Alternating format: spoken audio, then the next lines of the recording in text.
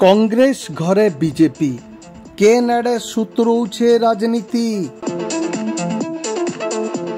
बलांगीर सहरर एंता गुटे घटना की लेकिरी मुहु खुलीछन कांग्रेस दलर पुरखा नेता पूर्वतन कंटाबांजी विधायक संतोष सिंह सालुजा। एदे एभे एभे बलांगीर गुटे अंडा प्रोसेसिंग यूनिट उद्घाटन करिछन केंद्र शिक्षा मंत्री धर्मेंद्र प्रधान।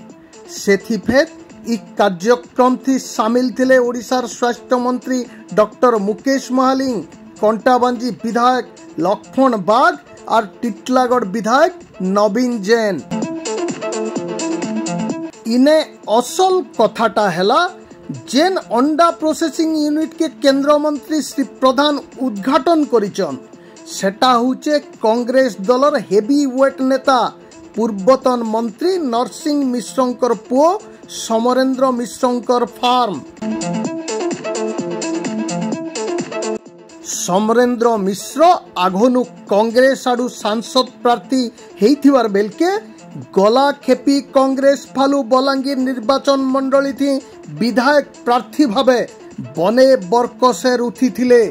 तो इने सीधा सीधा कांग्रेस दलर पुरखा नेता संतोष सिंह सालुजा मुह खुलीचन और निजे भी आबा काबा होथुवार विषय प्रकाश करिचन। केंद्रीय एजुकेशन मंत्री श्रीयुक्त धर्मेंद्र प्रधान गोटे अंडा कारखाना अंडा यूनिट को उद्घाटन करी आसिथिले।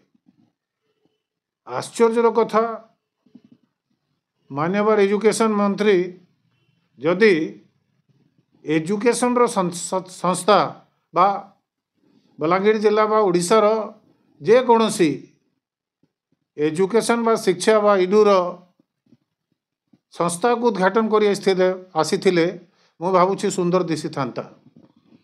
किंतु गुंटे अंडा यूनिट को बा अंडा कारखाना को उद्घाटन करी आसबार कांग्रेस मानक वर्कर मानक संगे संगे समस्त को आश्चर्यचकित करिछि। कारण है अंडा फैक्ट्री रो मालिक बा यूनिट रो मालिक 2019 रे कांग्रेस दल रो लोकसभा निर्वाचन लड़ी थिले। 2024 रे कांग्रेस दल तरफ रो विधानसभा निर्वाचन लड़ी थिले। यही परिस्थिति रे जदि बीजेपी रो मंत्री माने एमएलए माने से जगह रे जीवे ताहले उद्घाटन रे ताहले कांग्रेस कर्मी माने याकू सहज रे ग्रहण करि पारु नांती।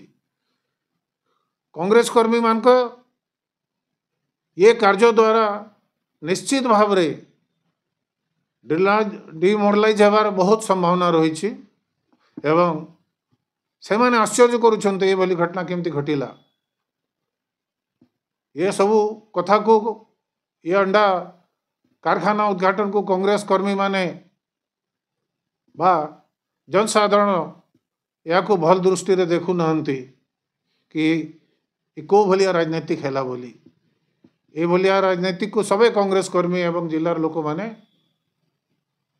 ना पसंद करुछन्ते। ए भलिया कार्य भविष्य रे हवा कथा न हो बोली कांग्रेस कर्मी माने चर्चा करुछन्ते।